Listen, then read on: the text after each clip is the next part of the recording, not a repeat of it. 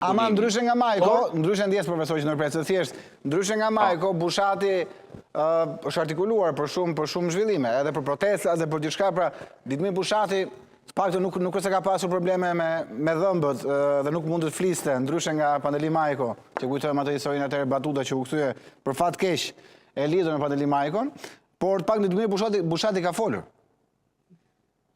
Ndajmë të njëjtin mendim, por ka folur gjithmonë në një cilësi dhe status prej analisti politik, dhe jo prej një politikani që tjetë në aksion politik. Fjalën e tij, thellësisht analizuese, nuk e ka bashkëshoqëruar me veprim politik që të impaktojë qoftë dhe si vëllezër të tij që e mbajnë në heshtje pakënaqësinë ndaj gjendjes aktuale të partisë. Nëse krijohet një binom Spiropali-Bushati, çfarë mund ndodh Partinë Socialiste? Janë të ndryshëm. Jo, dakor, por nëse për të mirën e përbashkët, për të mirën e partisë, ata dy vendosen bashkohen.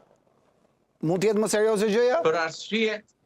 Për arsye të njohjes dhe natyrisht edhe të vëzhgimit afatgjatë të ndaj të dyve, e konsideroj pengesë në marrëdhënien e tyre protagonizmin, kush do të jetë primati për këtë gjë. Dhe kjo është arsyeja pse ata nuk do të afrohen. Ata nuk janë as nga Kuçi, kështu që duan ato buzën gjithë në rrjesh park, kështu që pranojnë të ecin në dy pista të cilat janë paralele. Por do ishte pozitive nëse ndodhin që ata të dy bashkoheshin, mund të ishte një, po marr me a priori profesor, për te asaj që thatë jam totalisht dakord me ju.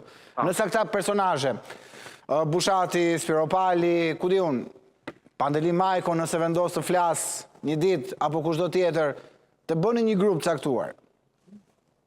A do rrezikohesh Edi Rama? Unë mendoj që brenda Partisë Socialiste nuk ka më heshtje. Dhe i kemi hyrë në një moment të ri të ndezjes së debatit të brendshëm dhe pse jo edhe të veprimeve statutore të cilat de facto e prishin status quo-n e zotërimit absolut që zoti Rama i bën partisë.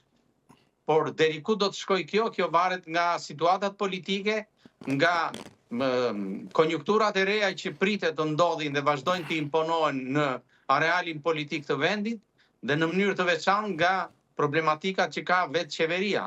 Asimetriet e shfaqura në mënyrën e qeverisjes, në disproporcionet e raporteve midis konsultimit të vendimeve, vendimarjeve të imponuara, llogaridhënies së munguar dhe në mënyrë të posaçme problematikat që dalin nga defektet qeverisë, sidomos në mënyrën e raporteve sociale dhe të ushtrimit të qeverisjes në marrëdhënie me shtresat sociale të shoqërisë, janë çështje që do ndikojnë padyshim në realitetin dhe diskutimet e debatin e brendshëm të pritshëm në Partinë Socialiste.